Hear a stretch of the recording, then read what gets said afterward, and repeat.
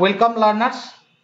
এরপর থেকে আমাদের চ্যানেলে একটা নতুন সিরিজ শুরু হচ্ছে, যেটা হচ্ছে অল অ্যাবাউট এক্সাম।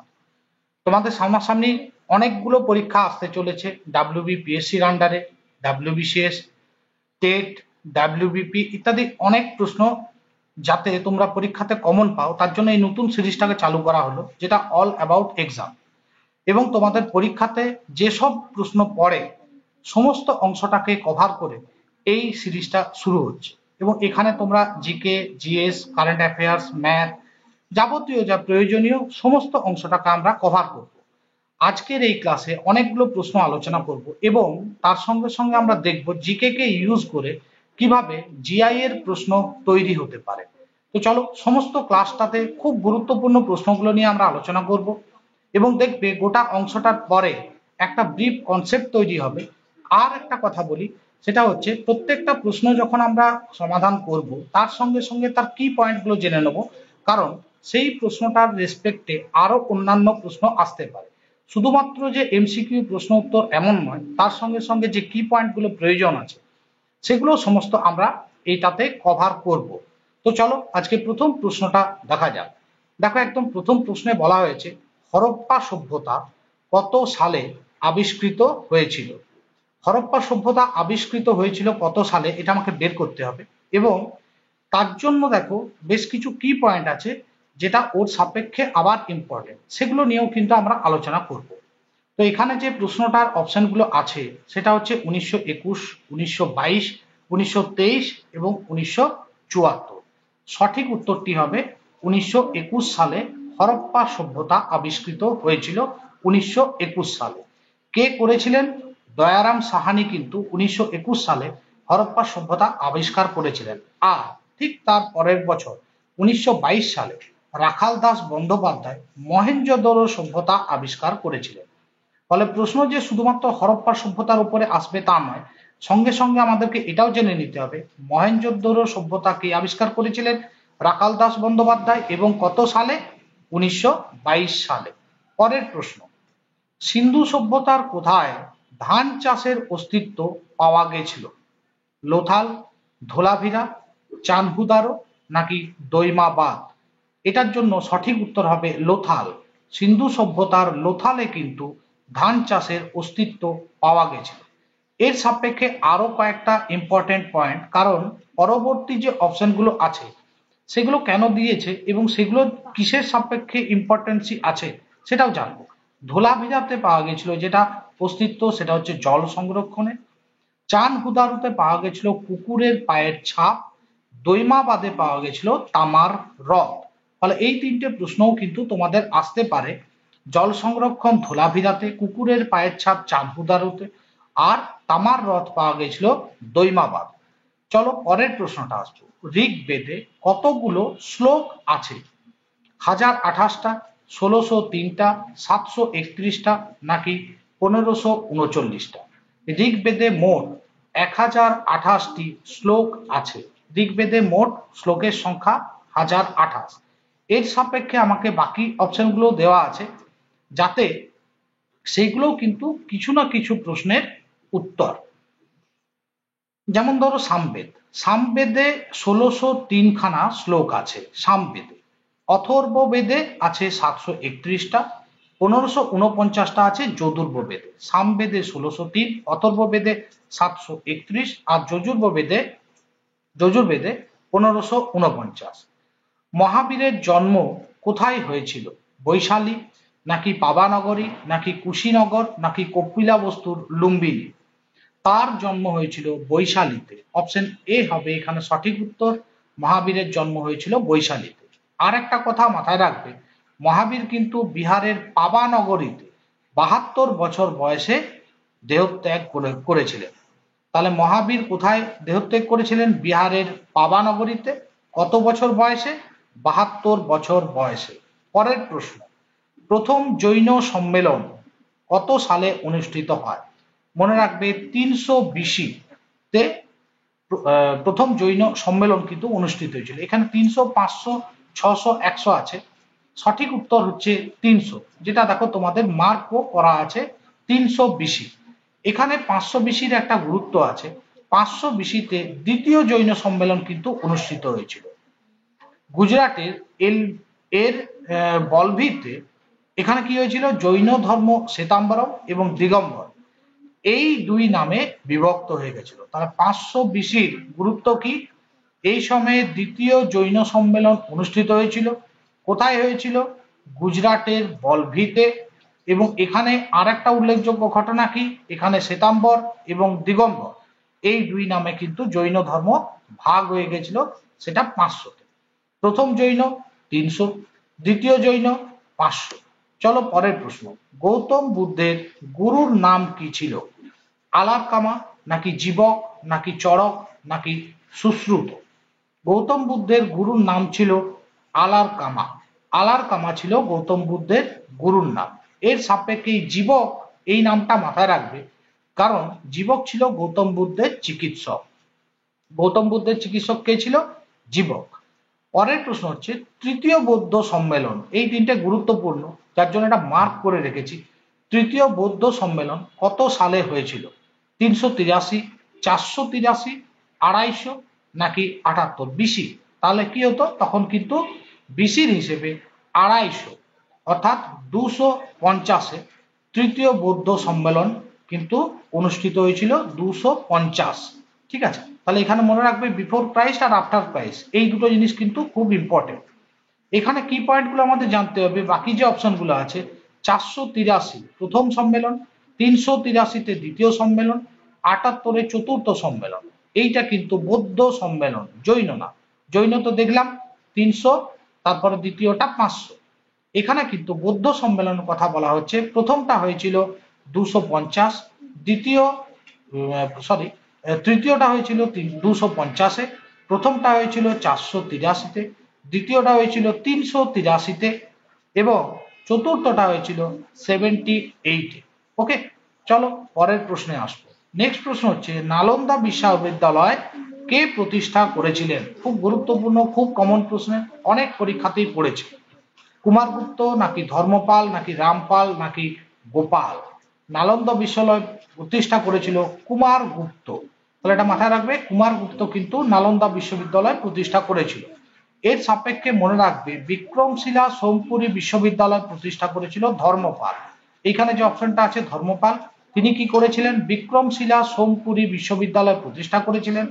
আর একটা অপশন দেখো গোপাল আছে, গোপাল উদন্তপুরী বিশ্ববিদ্যালয় প্রতিষ্ঠা করেছিলেন।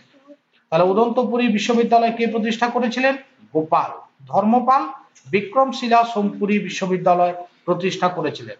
পরের প্রশ্ন আসবে, প্রথম পৃথ্বীহন্তা রাজবংশ কোনটি? পৃথ্বীহন্তা মানে বাবাকে মেরেছিল, তো সেই কোন রাজবংশে প্রথম বাবা হত্যা অর্থাৎ পিতা হত্যা পাওয়া গেছিল বা পিতৃহত্যা পাওয়া গেছিল? হর্ষঙ্ক বংশ নাকি শিশুনাগ বংশ না নন্দ বংশ নাকি মৌর্য বংশ? মনে রাখবে প্রথম কিন্তু হর্ষঙ্ক বংশে পিতৃহত্যা এই ঘটনাটা পাওয়া গিয়েছিল, প্রথম পিতাকে হত্যা করার ঘটনা হর্ষঙ্ক বংশ। এরা সবাই কিন্তু এই বাদবাকি যে অপশনগুলোই আছে সবাই কিন্তু পিতাকেই হত্যা করে সিংহাসনে বসেছিল।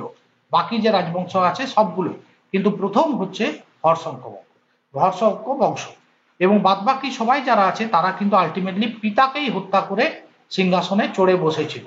পরের প্রশ্ন হচ্ছে নন্দ বংশের প্রতিষ্ঠা কে করেছিলেন? ধননন্দ না মহাপদ্মনন্দ নাকি নাগদশক নাকি কালাশক বা কাকবন?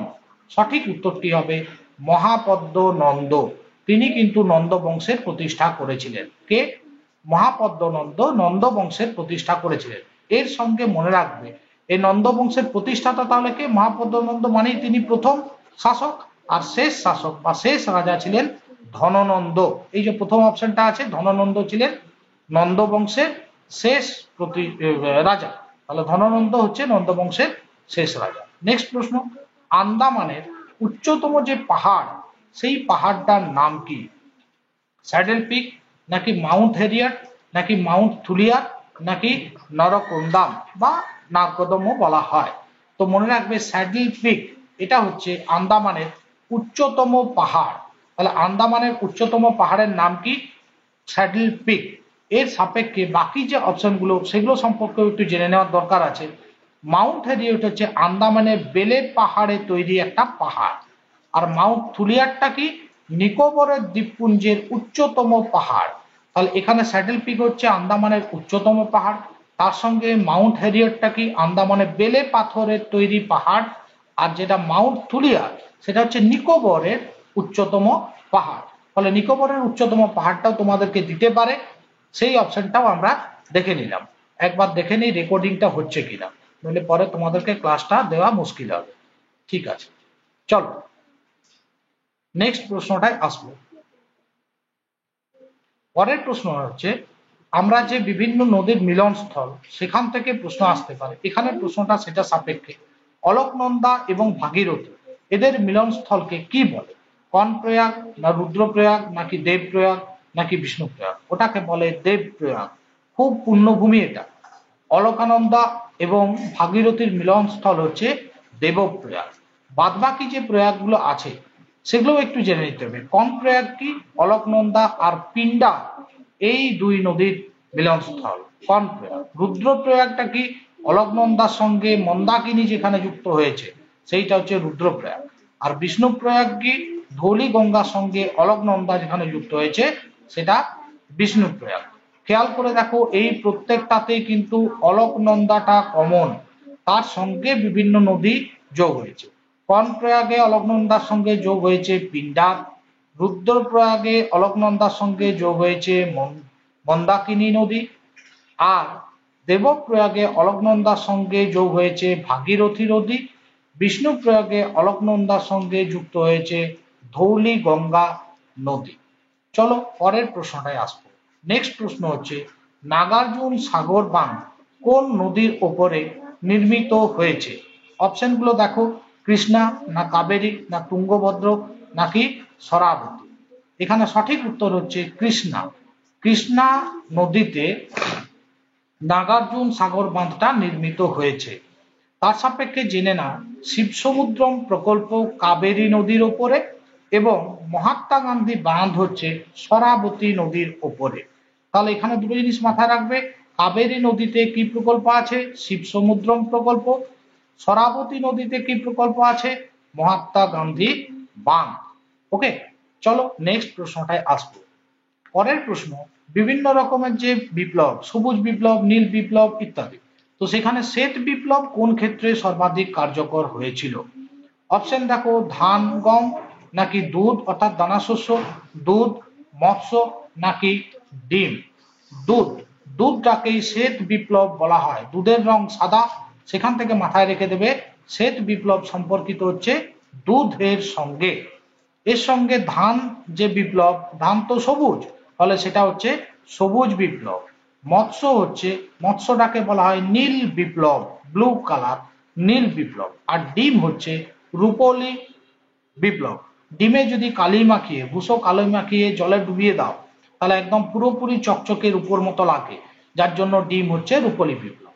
তাহলে মাথায় রাখবে সবুজ বিপ্লব ধান, নীল বিপ্লব মৎস্য, রূপলি বিপ্লব হচ্ছে ডিম।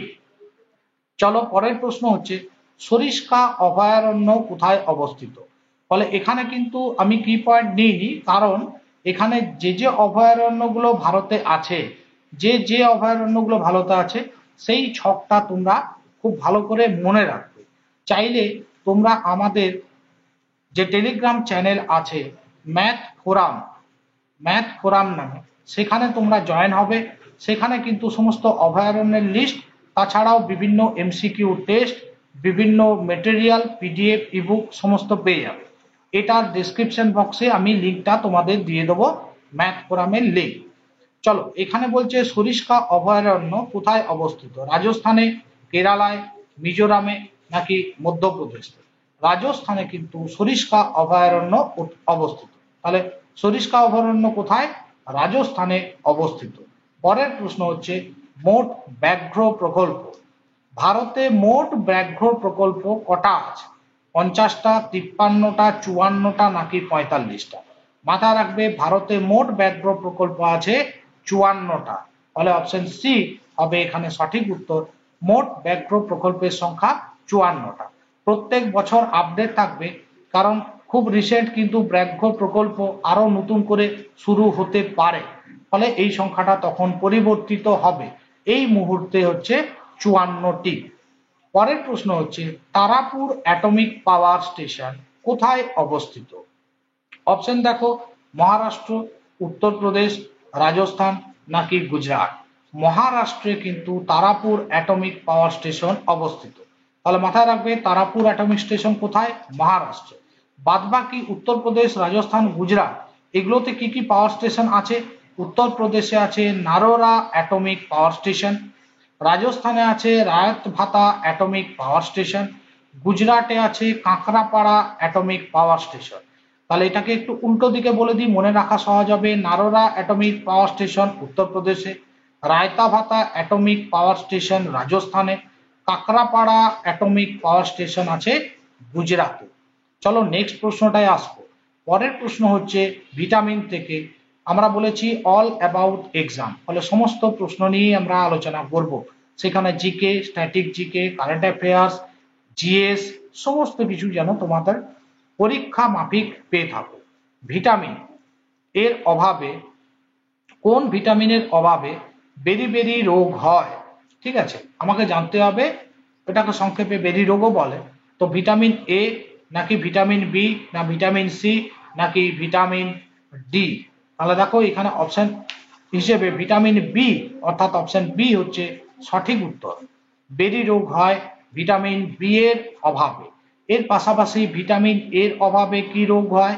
রাতকানা রোগ হয়। ভিটামিন সি এর অভাবে স্কারভি রোগ হয়। ভিটামিন ডি এর অভাবে রিকেট রোগ হয়। তাহলে মনে রাখবে রাতকানা রোগ হয় ভিটামিন এর অভাবে, রাত্রিবেলা দেখতে পায় না, এবং তার সঙ্গে সঙ্গে সবুজ এবং লাল রঙে তাদের প্রবলেম হয়। স্কারভি মাড়ি ফুলে, দাঁতের মাড়ি ফুলে রক্ত বের হয় এবং প্রচন্ড দুর্গন্ধ বের হয়, এটা হয় ভিটামিন সি এর অভাবে। রিকেট অর্থাৎ আমাদের যে হাড়ের গঠন, সেই হাড়টা বেঁকে যায়, এটা হয় ভিটামিন ডি এর অভাবে। নেক্সট প্রশ্ন, 1 গ্রাম কার্বোহাইড্রেটের দহনে আমাদের শরীরে কত ক্যালোরি তাপ উৎপন্ন হয়? 4 ক্যালোরি নাকি 4.1 না 9.3 নাকি 4.5? 4 ক্যালোরি কিন্তু তাপ উৎপন্ন হয়। তাহলে মনে রাখবে 1 গ্রাম কার্বোহাইড্রেটের দহনে 4 ক্যালোরি তাপ উৎপন্ন হয়। আচ্ছা, কার্বোহাইড্রেট ছাড়া তো আমাদের দেহে প্রোটিনও যায় এবং ফ্যাটও যায়, তাহলে তাদের দহনে কত ক্যালোরি তাপ উৎপন্ন হয়? প্রোটিনের জন্য আমরা পাই 4.1 আর ফ্যাটে থাকে সবচেয়ে বেশি 9.3 ক্যালোরি তাপ উৎপন্ন হয়। তাহলে এই দুটো ইম্পর্টেন্ট। 1 গ্রাম কার্বোহাইড্রেট থেকে পাই 4 ক্যালোরি, 1 গ্রাম প্রোটিন থেকে পাই 4.1 ক্যালোরি, 1 গ্রাম ফ্যাট থেকে পাই 9.3 ক্যালোরি। ফলে এখানে আমাদের 4 মানে অপশন এ হবে সঠিক উত্তর। নেক্সট প্রশ্ন, কম্পিউটারের কিবোর্ডে কতগুলো ফাংশনাল কি থাকে? ফাংশনাল সুইচ বা ফাংশনাল কি থাকে? 12টা না 8টা নাকি 10টা নাকি 6টা? মনে রাখবে 12টা কিন্তু ফাংশনাল কি থাকে। তাহলে আমাদের কম্পিউটার কিবোর্ডে কতগুলো ফাংশনাল কি থাকে? 12টা। এটা একটা ফিক্সড কোশ্চেন, এর সাপেক্ষে কোনো কি পয়েন্টস এর প্রয়োজন নেই। চলো পরের প্রশ্ন হচ্ছে, ভারতীয় সিনেমার জগতে ট্র্যাজেডি রানী নামে কে পরিচিত আছেন? মধুবালা না মীনা কুমারী নাকি রেখা নাকি হেমা মালিনী? রেখা, অভিনেত্রী রেখা কিন্তু ভারতের সিনেমা জগতে ট্র্যাজেডি রানী নামে পরিচিত। ট্র্যাজিক, বুঝতে পেরেছো? রেখা। তাহলে অপশন সি হয়ে যাচ্ছে আমাদের প্রশ্নটার উত্তর। One of my best favourite actress. চলো পরের প্রশ্ন হচ্ছে, গরিবি হটাও এই যে স্লোগানটা, সেই স্লোগানটা কোন পঞ্চবার্ষিকী পরিকল্পনাতে নেওয়া হয়েছিল? 5 বছর অন্তর অন্তর পঞ্চবার্ষিকী পরিকল্পনা আমরা জানি। তো এটা গরিবি হটাও এই স্লোগানটা কোন পঞ্চবার্ষিকী পরিকল্পনায় নেওয়া হয়েছিল? পঞ্চম না তৃতীয় নাকি চতুর্থ নাকি অষ্টম? মনে রাখবে পঞ্চবার্ষিকী পরিকল্পনায় গরিবি হটাও এটার সাপেক্ষে স্লোগান উঠেছিল। এর সাপেক্ষে মনে রাখবে এই যে গরিবি হটাও স্লোগানটা, সেই স্লোগানটা প্রথম তুলেছিলেন শ্রীমতী ইন্দিরা গান্ধী। কত সালে? 1971 সালে। তাহলে এর সাপেক্ষে 3টে পয়েন্ট মাথায় রাখবে। পঞ্চবার্ষিকী পরিকল্পনা নাম্বার 1। শ্রীমতী ইন্দিরা গান্ধী তুলেছিলেন এটি কত সালে? 1971 সালে। এই তিনটে কি পয়েন্টের প্রয়োজন। নেক্সট প্রশ্ন হচ্ছে জাতীয় উন্নয়ন পর্ষদ কত সালে গঠিত হয়েছিল? 1952, 1950, 1951 আর 1949। তো এই অপশনগুলোর মধ্যে সঠিক উত্তর হবে 1952 সালে জাতীয় উন্নয়ন পর্ষদ গঠিত হয়েছিল। কত সালে? 1952 সালে জাতীয় উন্নয়ন পর্ষদ গঠিত হয়েছিল। এর সাপেক্ষে যেটা মনে রাখতে হবে সেটা হচ্ছে জাতীয় উন্নয়ন পর্ষদ 1952 সালের 6 আগস্ট কিন্তু গঠিত হয়েছিল। আমরা সালটা জানলাম 1952, তার সঙ্গে ডেটটাকে জেনে নাও 6 আগস্ট। প্রধানমন্ত্রী পদাধিকার বলে এনডিসি এর সভাপতি হয়েছিলেন জাতীয় উন্নয়ন পর্ষদ, ন্যাশনাল ডেভেলপমেন্ট এর প্রধানমন্ত্রী ছিলেন পদাধিকার বলে। ওকে, চলো নেক্সট প্রশ্নে আসবো। পরের প্রশ্ন হচ্ছে গণপরিষদ জাতীয় পতাকার স্বীকৃতি কত সালে দিয়েছিল? ভারতের যে গণপরিষদ সেটা জাতীয় পতাকার স্বীকৃতি কত সালে দিয়েছিল? 1947 না 1948 না 1949 নাকি 1950? 1947 সালে, যে বছর ভারত স্বাধীন হয়েছিল বা স্বাধীনতা লাভ করেছিল সেই বছরই কিন্তু গণপরিষদ জাতীয় পতাকার স্বীকৃতি দিয়েছিল। এবং ডেটটা কত? ডেটটা হচ্ছে 22শে জুলাই। তাহলে এর সাপেক্ষে আমরা মনে রাখবো গণপরিষদ যে জাতীয় পতাকার স্বীকৃতি দিয়েছিল সেটা 1947 সালের 22শে জুলাই। তার কয়েক বছর পরে 1950 সালের 26শে জানুয়ারি জাতীয় প্রতীক হিসেবে অশোক স্তম্ভ গৃহীত হয়েছিল। আর ঠিক তার আগের বছর 1949 সালের 26শে নভেম্বর ভারতের সংবিধান গৃহীত হয়েছিল। তিনটেই ভীষণ ইম্পর্টেন্ট। তাহলে গণপরিষদ হচ্ছে 1947 সালের 22শে জুলাই, 1950-এর 26শে জানুয়ারি অশোক স্তম্ভকে জাতীয় প্রতীক হিসেবে গৃহীত করা হয়েছিল। আর তার আগের বছর 1949 সালের 26শে নভেম্বর সংবিধান গৃহীত হয়েছিল। চারটা প্রশ্ন এখান থেকে কিন্তু আসতে পারে এবং এই চারটাই ইম্পর্টেন্ট। চলো পরের প্রশ্ন হচ্ছে রাষ্ট্রপতির অপসারণ কত নম্বর ধারায় বর্ণিত আছে? রাষ্ট্রপতিকে আমরা অপসারিত করতে পারি 55, 60, 61, 58 আর 61। 61 কত নম্বর ধারায় বর্ণিত আছে? 61 নম্বর ধারায় রাষ্ট্রপতির অপসারণ বর্ণিত আছে, 61। বাকি যেগুলো সেগুলো জেনে নাও। 55 ধারায় রাষ্ট্রপতির নির্বাচন আছে, রাষ্ট্রপতির নির্বাচন 55 ধারা। 60 ধারায় আছে রাষ্ট্রপতির শপথ গ্রহণ, 58 ধারায় আছে রাষ্ট্রপতির যোগ্যতা। এই তিনটেই কিন্তু ইম্পর্টেন্ট। 55তম ধারায় কি আছে? রাষ্ট্রপতির নির্বাচন। আমি আরেকবার বলে দিচ্ছি, মনে থাকবে। 60 নম্বর ধারায় আছে রাষ্ট্রপতির শপথ গ্রহণ, 58 ধারায় আছে রাষ্ট্রপতির যোগ্যতা। পরের প্রশ্ন হচ্ছে গ্যাসের চাপ মাপার এককের নাম কি? কিছুদিন আগেই তোমাদের গ্যাসের দুটো থিওরি একটা এমসিকিউ চ্যাপ্টার আমি করিয়েছি, সেখানে থেকে এই প্রশ্নের উত্তর দিতে পারবে। অপশন আছে ম্যানোমিটার নাকি বার নাকি কিউসেক নাকি ল্যাক্টোমিটার। সঠিক উত্তর হচ্ছে ম্যানোমিটার বা বাংলাতে বলে চাপ গেজ। এটা কিন্তু বলে রাখি, চাপ গেজ। তাহলে গ্যাস মাপার এককের নাম কি? গ্যাসের চাপ মাপার এককের নাম হচ্ছে ম্যানোমিটার। ম্যানোমিটার। আচ্ছা, এখানে কিন্তু একক না, এটা যন্ত্র।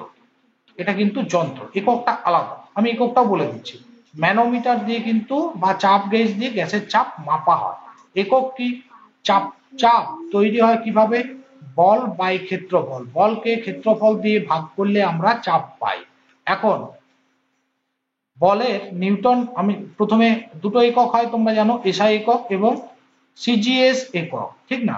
তা নিউটন একক, নিউটন হচ্ছে বলের এসআই একক নিউটন, আর ক্ষেত্রফল হচ্ছে এরিয়া মিটার স্কয়ার। তাহলে নিউটন পার মিটার স্কয়ার এইভাবেও লেখা হয়, অথবা Newton into metre to the power -2 এইভাবেও লেখা হয়। এইটা হচ্ছে চাপের একক, ঠিক আছে। আর সিজিএস একক, সিজিএস পদ্ধতিতে বলের একক হচ্ছে ডাইন, আর ক্ষেত্রফলের একক হচ্ছে সেন্টিমিটার স্কয়ার।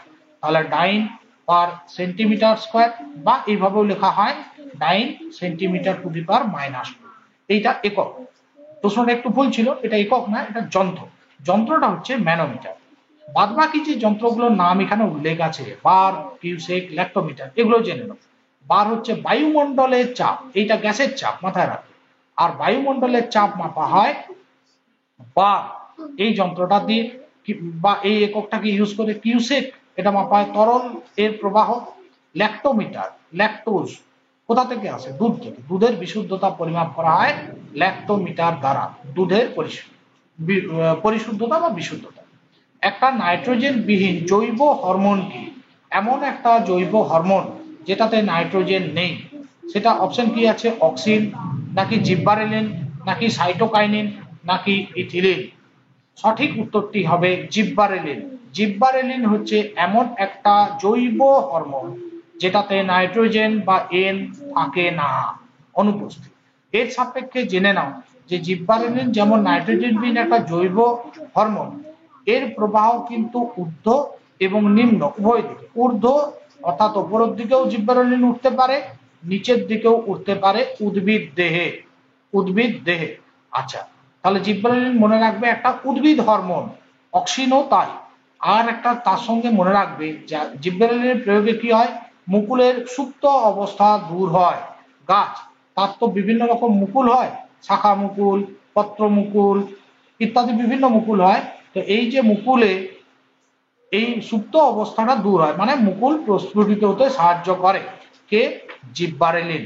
এবং এটা নাইট্রোজেন বিহীন একটা হরমোন, উদ্ভিদ দেহে থাকে, ঊর্ধ্ব নিম্ন দুদিকেই ও যাতায়াত করতে পারে। পরের প্রশ্ন হচ্ছে বুকার পুরস্কার প্রাপ্ত প্রথম মহিলা কে ছিলেন? আশাপূর্ণা দেবী, অরুন্ধতী রায়, তরু দত্ত, নাকি সুরমা মিত্র। সঠিক উত্তরটি হবে অরুন্ধতী রায় ছিলেন বুকার প্রাপ্ত প্রথম মহিলা।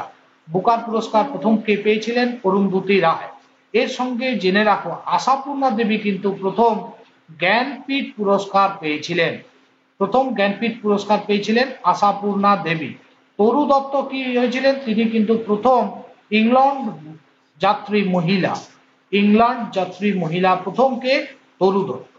একই সঙ্গে সুরমা মিত্র হচ্ছেন বার্লিন বিশ্ববিদ্যালয় থেকে প্রথম পিএইচডি প্রাপ্ত ভারতীয় মহিলা। আর আশাপূর্ণা দেবীর সঙ্গে কি সম্পর্কিত? প্রথম জ্ঞানপীঠ পুরস্কার। তরু দত্ত প্রথম ইংল্যান্ড গিয়েছিলেন মহিলা যাত্রী হিসেবে। সুরমা মিত্র বার্লিন বিশ্ববিদ্যালয় থেকে প্রথম পিএইচডি গ্রহণ করেছিলেন। চলো পরের প্রশ্ন হচ্ছে খাজুরাহ মন্দির কোথায় অবস্থিত? মধ্যপ্রদেশে, ওড়িশাতে, তামিলনাড়ুতে, বারাণসীতে। খাজুরাহ মন্দির কিন্তু অবস্থিত হচ্ছে মধ্যপ্রদেশে। খুব বিখ্যাত একটা মন্দির মধ্যপ্রদেশের, সেটা হচ্ছে খাজুরাহ মন্দির। এর সাপেক্ষে জেনে রাখো ওড়িশাতে কি মন্দির আছে? আমরা জানি সূর্য মন্দির, কোনারক মন্দির। তামিলনাড়ুতে কি মন্দির আছে? অনেক আছে, তার মধ্যে সবচেয়ে বিখ্যাত যেটা সেটা হচ্ছে কন্যাকুমারী মন্দির। তামিলনাড়ুতে কন্যাকুমারী মন্দির। একই সঙ্গে বারাণসীতে মনে রাখবে সারনাথ মন্দির। তাহলে খাজুরাহ মন্দির মধ্যপ্রদেশে, কোনারক মন্দির ওড়িশাতে, কন্যাকুমারী মন্দির তামিলনাড়ুতে, সারনাথ মন্দির বারাণসীতে। নেক্সট প্রশ্ন, a government by the noble, তার মানেটা কি? মহান লোকেরা যখন গভর্নমেন্ট গঠন করে, সরকার গঠন করে বা সরকার তৈরি করে, তখন সেটাকে কি বলে? অ্যারিস্টোক্রেসি, নাকি নিওক্রেসি, নাকি কিকিস্টোক্রেসি, নাকি অটোক্রেসি। কোনটা বলা হয়? নোবেল বা মহান মানুষদের দ্বারা যখন গভর্নমেন্ট তৈরি হয় তখন কিন্তু সেটাকে অ্যারিস্টোক্রেসি বলা হয়। অপশন এ হবে সঠিক উত্তর। তাহলে নিওক্রেসি কি?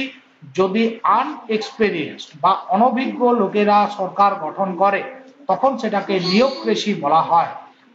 আর একটা হচ্ছে কিকিস্টোক্রেসি, সেটা কি বলা হয়? গভর্নমেন্ট বাই পোস্ট সিটিজেন, অর্থাৎ সবচেয়ে নিম্ন মানের যারা নাগরিক তারা যখন সরকার গঠন করে তখন সেটাকে বলা হয় ক্রিকিস্টোক্রেসি। আচ্ছা, অটোক্রেসি যখন কোনো একটা ব্যক্তি একচ্ছত্র বা একনায়ক তন্ত্র, যেটাকে বলি একনায়ক তন্ত্র,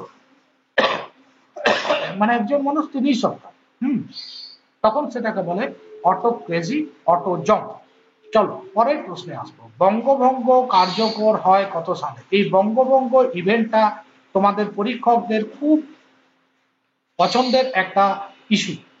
তো বঙ্গভঙ্গ কার্যকর হয়েছিল 1905 সালের 19শে জুলাই, নাকি 1905 সালের 16ই অক্টোবর, না 1911 সালের 12ই ডিসেম্বর, না 1904 সালের 6ই জুলাই?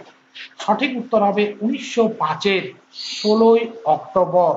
বঙ্গভঙ্গ কার্যকর হয়েছিল 1905 সালের 16ই অক্টোবর। তাহলে অপশন বি হবে এখানে সঠিক উত্তর, 1905 সালের 16ই অক্টোবর। বাকি ডেটগুলোর ইম্পর্টেন্সে কি? 1905 সালের 19শে জুলাই বঙ্গভঙ্গর কথা ঘোষণা হয়েছিল। অর্থাৎ 1905 সালের দুটো ইভেন্ট, একটা হচ্ছে 19শে জুলাই, সেদিন ইংরেজ সরকার ঘোষণাটা করেছিল, আর সেটাই কার্যকর করা হয়েছিল 16ই অক্টোবর কার্যকর করা হয়েছিল। ওকে, তার সঙ্গে 1911 সালের 12ই ডিসেম্বরে কিন্তু বঙ্গভঙ্গটাকে স্টপ করে দেওয়া হয়েছিল, অর্থাৎ বঙ্গভঙ্গ রদ করা হয়েছিল দীর্ঘ লড়াইয়ের পর 1911 সালের 12ই ডিসেম্বর। খুব ইম্পর্টেন্ট এই তিনটে ডেট, অবশ্যই মাথায় রাখবে। চলো নেক্সট প্রশ্ন আসবো। প্রথম লক্ষ্মী ভান্ডার কে চালু করেছিলেন? অ্যাকচুয়ালি লক্ষ্মী ভান্ডার যে প্রকল্পটা এই মুহূর্তে তোমরা দেখতে পাচ্ছ, মমতা বন্দ্যোপাধ্যায় সরকার যেটা তৈরি করেছেন, তো প্রথম কিন্তু লক্ষ্মী ভান্ডার শুরু করেছিলেন অন্য একজন ব্যক্তি। মমতা বন্দ্যোপাধ্যায়, না সরলা দেবী, নাকি রবীন্দ্রনাথ ঠাকুর, নাকি লীলাবতী? সরলা দেবী কিন্তু প্রথম লক্ষ্মীর ভান্ডার এই প্রকল্পটা চালু করেছিলেন। কে? সরলা দেবী। অপশন বি হবে সঠিক উত্তর, সরলা দেবী। এর সঙ্গে সঙ্গে রবীন্দ্রনাথ ঠাকুরও একটা স্বদেশী ভান্ডার প্রকল্প চালু করেছিলেন। কে? রবীন্দ্রনাথ ঠাকুর। তাহলে মনে রাখবে, প্রথম লক্ষ্মী ভান্ডার সরলা দেবী, আর প্রথম স্বদেশী ভান্ডার রবীন্দ্রনাথ ঠাকুর। তারপর কিন্তু স্বদেশী ভান্ডার আরো অনেকগুলো হয়েছে। পরের প্রশ্ন হচ্ছে, নিচের কোনটা অভিধানে প্রথম আসবে? দেখো, আমি যেটা বলছিলাম, জিকে ইউজ করে জিআইও হয়। এই প্রশ্নটাকে জিকেও বলতে পারো, আবার জিআইও বলতে পারো। তো মূলত জিআই বলাটাই বুদ্ধিমানের কাজ হবে। তো কোনটা প্রথম আসবে? দেখো, যেগুলো কমন পাচ্ছ এক এক করে কাটবে। সি সি সি সি, আর আর আর আর, তারপরে দেখো ইউ ইউ ও আই। তাহলে প্রথম কোনটা আসে? অবশ্যই আই আসে, তারপরে আসে ও, তারপরে আসে ইউ। তাহলে আই প্রথম আসবে। ফলে এখানে অপশন ডি হবে সঠিক উত্তর। যদি বলতো কোনটা শেষে আসবে, তাহলে এটা তো প্রথম হয়ে গেল, তারপর ও আসবে, এটা দ্বিতীয়ত আসবে, তারপর এই দুটোর মধ্যে কোনো একটা লাস্টে আসবে। দুটোর মধ্যে ইউ কমন, তারপরে দেখো এস, তারপরে টি, টি তো লাস্ট, তাহলে এ আসবে ফোর্থ। ঠিক আছে, এ আসবে থার্ডে, এ আসবে সেকেন্ড। অনেক সময় এটাকে অ্যাসেন্ডিং বা ডিসেন্ডিং আকারেও সাজাতে বলে। তখন আমরা নাম্বারিং করে নেবো, 1 2 3 4 করে দিয়ে তারপরে ক্রমশ লিখবো। চলো পরের প্রশ্নটায় আসবো। কোনটা আলাদা? London, Mumbai, Kolkata, Rajasthan, Mount Abu. এখানে 5টা অপশন দেওয়া আছে, তার আলাদা আলাদা সিগনিফিকেন্স আছে। লন্ডন কি? একটা ক্যাপিটাল। মুম্বাই একটা ক্যাপিটাল রাজ্যের। কলকাতা একটা ক্যাপিটাল। রাজস্থানও একটা ক্যাপিটাল। মাউন্ট আবু কিন্তু আমরা কি জানি, এটা একটা পর্বত শৃঙ্গ, এইগুলোর থেকে আলাদা। লন্ডন বলো, এটা একটা জায়গার নাম, মুম্বাইও তাই, কলকাতাও তাই, রাজস্থানও তাই, কিন্তু মাউন্ট আবু একটা পর্বত শৃঙ্গের নাম। ফলে এটি হলো আলাদা, অপশন ই। চলো নেক্সট প্রশ্নটায় আসবো। The struggle of my life, এই বইটা বা এই গ্রন্থটা কার লেখা? নেলসন ম্যান্ডেলা, নাকি ইন্দিরা গান্ধী, নাকি মহাত্মা গান্ধী, নাকি Sunil Gavaskar? The struggle of life এই গ্রন্থটার রচয়িতা হলেন নেলসন ম্যান্ডেলা। মনে রাখবে, নেলসন ম্যান্ডেলা কি লিখেছিলেন? The struggle of my life. ও স্যার, এইখানে একটাই তো বিদেশি নাম আর এইটা ইংরেজি নাম, তাহলে আমরা স্যার নেলসন ম্যান্ডেলায় দাগ দেবো না? ভুল কথা। কারণ এনারা যে গ্রন্থগুলো লিখেছিলেন সেগুলোরও ইংরেজি নামই আছে। কেন? মহাত্মা গান্ধী লিখেছিলেন মাই ট্রুথ, TRUTH, ফলে দেখো নামটা কিন্তু ইংরেজি। মহাত্মা গান্ধী লিখেছিলেন কনকেস্ট অফ সেলফ, এক কথায় আত্মবিশ্বাস বলতে পারো। আচ্ছা, গাভাস্কার লিখেছিলেন সানি ডেজ। গাভাস্কারের তো ডাকনাম ছিল সানি, তাই না? তিনি লিখেছিলেন সানি ডেজ। তাহলে এটা মাথায় রেখে দেবে। ইন্দিরা গান্ধী হচ্ছে মাই ট্রুথ, কনকেস্ট অফ সেলফ লিখেছিল মহাত্মা গান্ধী, সানি ডেজ লিখেছিল সুনীল গাভাস্কার। পরের প্রশ্ন, দ্য অপোজিট অফ হেল্প অর্থাৎ সাহায্য করা, তার অপোজিট কি? হেট হবে না, লাভের অপোজিট হবে হেট। আচ্ছা, হিন্ড্রেন্স হবে নাকি স্টপ হবে নাকি হেল্পলেস হবে? হেল্প মানে সাহায্য করা, আর হিন্ড্রেন্স মানে হচ্ছে সাহায্য থেকে বিরত থাকা, সাহায্য থেকে বিরত থাকা। স্টপ মানে তো থেমে যাওয়া, ঠিক আছে, স্টপ মানে থেমে যাওয়া, কন্টিনিউ তার বিপরীতে তুমি স্টপ বলতে পারো। হেল্পলেস মানে মানে যার কোনো সাহায্যের উপায় নেই, সেটা হেল্পের বিরত হবে না, হেল্প থেকে বিরত হবে আমাদের অপশন বি, হিন্ড্রেন্স। ওকে, চলো পরের প্রশ্নে আসবো। অপোজিট অফ হিউমিলিটি, হিউমিলিটির অর্থ কিন্তু নম্রতা, মাথায় রাখবে। হিউমিলিটি হচ্ছে নম্রতা। অ্যাকচুয়ালি হিউমিলিটি বলতে আমরা আর একটা জিনিস জানি, সেটা হচ্ছে বায়ুর আর্দ্রতা, তাই না? তো এখানে নম্রতা অর্থে ব্যবহৃত হয়েছে। নম্রতা মানে আমি নম্র সভ্র ভদ্র, তাহলে তার বিপরীত কি হবে? অভদ্র হতে পারে, অহংকার হতে পারে ইত্যাদি। রুডলেস হবে নাকি প্রাইড হবে নাকি ভ্যানিটি হবে নাকি অ্যারোগেন্স হবে? সঠিক উত্তর হবে প্রাইড। প্রাইড মানে অহংকারী, প্রাইড অহংকার বা অহংকারী বোঝাবে। তাহলে একজন হচ্ছে নম্র ভদ্র সভ্য, আর তার বিপরীতে কে আসবে? অহংকার। ফলে এখানে প্রাইড হবে সঠিক উত্তর। ওয়ার্ল্ড অ্যাডিকশন ডে কোন ডেটে? 26শে জুন নাকি 31শে মে নাকি 10ই ডিসেম্বর নাকি 8 মে? দেখো এখানে যে চারটা অপশন আছে তার মধ্যে 26শে জুন কিন্তু মাথায় রাখবে ওয়ার্ল্ড অ্যাডিকশন ডে। তাহলে ওয়ার্ল্ড অ্যাডিকশন ডে কত? 26শে জুন। বাকিগুলো কি? 31শে মে হচ্ছে anti tobacco day, anti tobacco day. 10 December হচ্ছে বিশ্ব মানবাধিকার দিবস, বিশ্ব মানবাধিকার বিশ্ব মানবাধিকার দিবস। 8 মে হচ্ছে ওয়ার্ল্ড রেড ক্রস দিবস। কি? ওয়ার্ল্ড রেড ক্রস দিবস। তাহলে এখানে একটু মাথায় রেখে দেবে, অ্যান্টি টোবাকো ডে 31শে মে, বিশ্ব মানবাধিকার দিবস 10 December, world red cross day হচ্ছে 8 মে। চলো নেক্সট প্রশ্ন, পোলো খেলায় কতজন প্লেয়ার থাকে? অপশন এ বলছে 6 জন, 4 জন, 7 জন নাকি 2 জন? পোলো খেলায় থাকে 4 জন। তোমরা পোলো খেলা হয়তো দেখেছো, তো সেখানে কিন্তু টোটাল 4 জন প্লেয়ারেই থাকে। তাহলে 2 জন প্লেয়ার কোথায় থাকে? অবশ্যই সেটা টেবিল টেনিসে থাকে, টেবিল টেনিসে। আচ্ছা, 7 জন কিসে থাকে? ওয়াটার পোলো, ওয়াটার পোলোতে থাকে 7 জন, 6 জন থাকে ভলিবল। তাহলে মনে রাখবে টেবিল টেনিসে তো 2 জন থাকি, ওয়াটার পোলোতে থাকে 7 জন, ভলিবলে থাকে 6 জন। এর সাপেক্ষে এই তিনটেও কিন্তু ইম্পর্টেন্ট প্রশ্ন। নেক্সট প্রশ্ন হচ্ছে লোহিত রক্তকণিকার গড় আয়ু কতদিন? একটা লোহিত রক্তকণিকা গড়ে কতদিন বাঁচতে পারে? সবগুলো সমান না, কোনোটা থেকে কম বেশি হতে পারে, কিন্তু গড় আয়ু কোনটা? 120 নাকি 3 থেকে 10 দিন নাকি 1 থেকে 15 দিন নাকি 100 দিন? সঠিক উত্তর হচ্ছে 120 দিন গড়ে একটা লোহিত রক্তকণিকা। আমরা জানি 3 রকমের রক্তকণিকা আছে, একটা হচ্ছে লোহিত রক্তকণিকা, একটা শ্বেত রক্তকণিকা, আর একটা হচ্ছে অনুচক্রিকা, রশ্মি কয়াকার, অনুচক্রিকা। লোহিত রক্তকণিকার গড় আয়ু 120, ঠিক। আর দেখো অনুচক্রিকার হচ্ছে 3 থেকে 5 দিন, আর শ্বেত রক্তকণিকার হচ্ছে 1 থেকে 15 দিন। একদিনও মারা যেতে পারে, 15 দিনও মারা যেতে পারে। তাহলে মনে রাখবে এখানে লোহিত রক্তকণিকা 120 দিন, অপশন এ হবে উত্তর। অনুচক্রিকার 3 থেকে 5 দিন, আর শ্বেত রক্তকণিকার 1 থেকে 15 দিন। ফলে এইটার উত্তর হয়ে যাবে অপশন এ। তোমাদেরকে একটা অ্যানাউন্সমেন্ট করে রাখি, তোমাদের বিভিন্ন পরীক্ষার জন্য শর্ট টাইম কোর্স অনেকগুলো কিন্তু শুরু হয়েছে, এবং তোমরা চাইলে এই কোর্সগুলোতে জয়েন করতে পারো। আমাদের এখানে টোটাল যে এক্সপার্ট আছে, প্রত্যেকটা সাবজেক্টে আলাদা আলাদা এক্সপার্ট তোমাদের এটা কভার করে দেবে। নতুন যে ব্যাচ তোমাদের আসতে চলেছে, সেই নতুন ব্যাচগুলো তোমাদের পিএসসি খুব বেশি দিন পরীক্ষা নেই, পরীক্ষার জন্য সময় নেই, তার জন্য একটা শর্ট টাইম কোর্স শুরু হচ্ছে এই মাসেই ডাব্লিউবিপিএসসি। তার পাশাপাশি কিন্তু তোমাদের নতুন করে দ্বিতীয় টেট ব্যাচ শুরু হচ্ছে, একটা 26শে ডিসেম্বর শুরু হয়েছে, একটা এই রিসেন্ট তোমাদের ব্যাচ শুরু হতে চলেছে সেটা ডাব্লিউবি টেটের জন্য। এর সঙ্গে সঙ্গে রেল কিন্তু খুব বড় একটা ভ্যাকেন্সি আনছে, এলপি টেকনিশিয়ান ইত্যাদি, এবং তারপরে গ্রুপ ডিও হবে।